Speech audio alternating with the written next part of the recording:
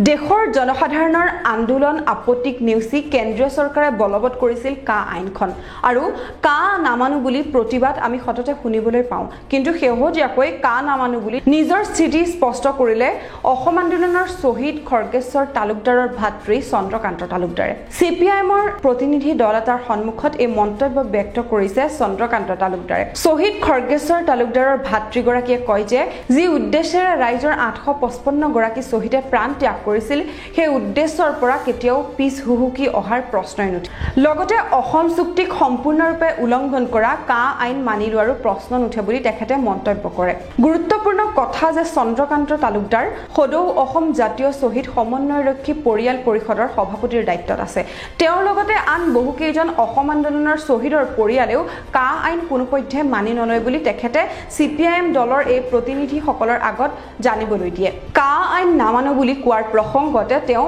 অসমে অবৈধভাৱে লব বিচৰা চাকমা হাজং শৰণাৰ্থীৰ বুজাৰ বাবে মুখ্যমন্ত্ৰী হিমন্ত বিশ্ব শৰ্মাকো তেখেতে সমালোচনা কৰে উল্লেখযোগ্য যে নানা সমস্যাৰে বৰ্তমান আমাৰ ৰাজ্য অসমখন সৰ্বশ্ৰান্ত হৈ আছে আৰু এনে সময়ত চাকমা হাজংৰ দৰে শৰণাৰ্থীসকলৰ বুজা লব খোজা কাৰ্যক তেখেতে প্ৰতিবাদ জনায়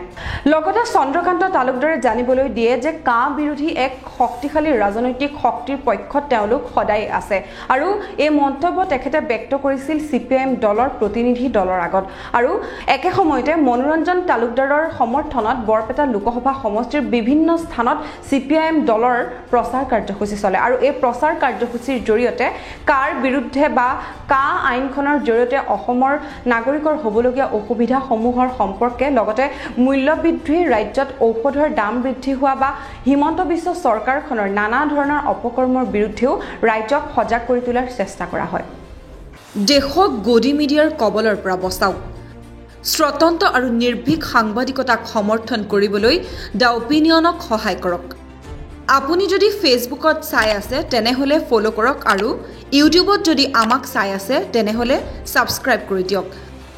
লগতে আমাৰ এই স্বতন্ত্ৰ সংবাদ ধাৰা